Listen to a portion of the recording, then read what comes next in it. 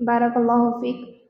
ان کے بعد مدعو ہیں الصف الاول سے طیبہ طہورہ، جن کی تقریر کا عنوان ہے نبی کریم صلی اللہ علیہ وسلم کا شوق عبادت۔ وہ آئیں اور اپنی تقریر کو پیش کریں، فلتتفضل مشکورہ۔ السلام علیکم ورحمۃ اللہ وبرکاتہ۔ الحمد للہ رب العالمین، والصلاة والسلام علی رسول الکریم، اما بعد، فاعوذ باللہ من الشیطان الرجیم، بسم اللہ الرحمن الرحیم، وما خلقت الجن والانس الا لیعبدون۔ محترم صدر محفل، حکم صاحبان، مشفق معلمین و معلمات اور میری دینی بہنوں، آج اس محفل میں میری تقریر کا عنوان ہے نبی کریم صلی اللہ علیہ وسلم کا شوق عبادت۔ معزز سامعین و سامعات، اس میں کوئی شک نہیں ہے کہ کائنات کا ہر ذرہ اللہ رب العالمین نے کسی نہ کسی مقصد سے ہی پیدا کیا ہے۔ تخلیق انسان کا مقصد حقیقی اللہ تعالیٰ نے یوں بیان فرمایا، وَمَا خَلَقْتُ الْجِنَّ وَالْإِنسَ إِلَّا لِيَعْبُدُونَ، اور میں نے جنات اور انسانوں کو محض اس لیے پیدا کیا ہے کہ وہ صرف میری عبادت کریں۔ اللہ نے اپنی عبادت کا طریقہ سکھانے کے لیے ہر امت میں رسول بھیجا۔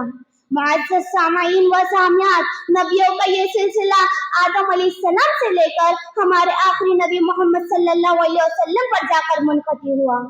آپ صلی اللہ علیہ وسلم پر کتاب نازل ہوئی، اس کتاب کا نام قرآن ہے۔ قرآن مجید میں احکامات، معاملات کی اہمیت بہت زیادہ ہے، ان میں سے ایک اہم پہلو عبادت ہے۔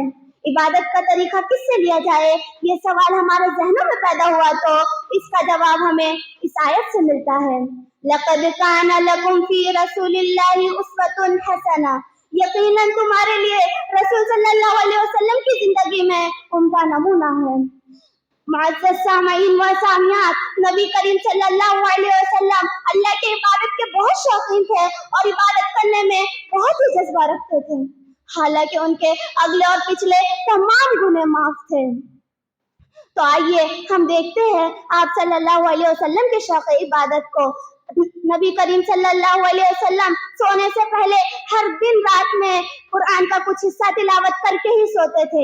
اتنا ہی نہیں بلکہ رات کے پچھلے پہر اٹھ کر پہلے مسواک کرتے، پھر وضو کر کے 8 رکعت نفل پڑھتے۔ کبھی کبھی آپ کا تمام رات نمازوں میں گزر جاتی تھی اور آپ صلی اللہ علیہ وسلم کے پاؤں پر ورم ہو جاتا تھا۔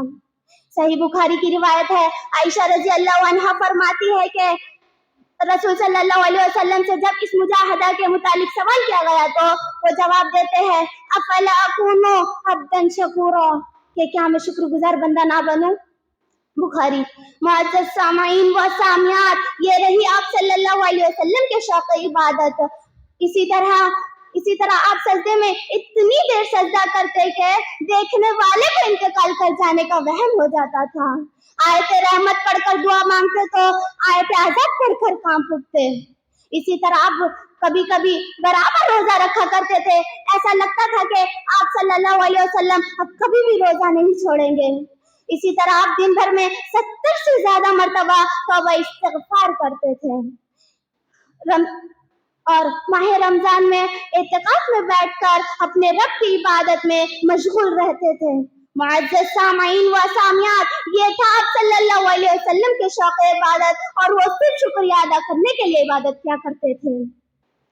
اور آج ہم اپنے اندر خود جھانک کر دیکھیں تو کہ ہمارے اندر عبادت کا اتنا جذبہ ہے، ہمارے اندر عبادت کا اتنا شوق ہے۔ شوق تو دور کی بات، آج اکثر مسلمان عبادتوں میں کوتاہی سے کام لے رہے ہیں، عبادتوں سے دور ہے۔ آج انسان خطاؤں کا پتلا ہے ہی، اسی لیے اسے خوب بڑھ چڑھ کر عبادت کرنی چاہیے۔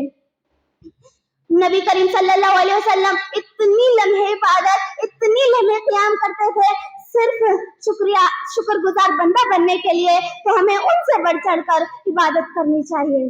لہذا ہم تمام کو چاہیے کہ ہم عبادت میں کوتاہی سے بچیں۔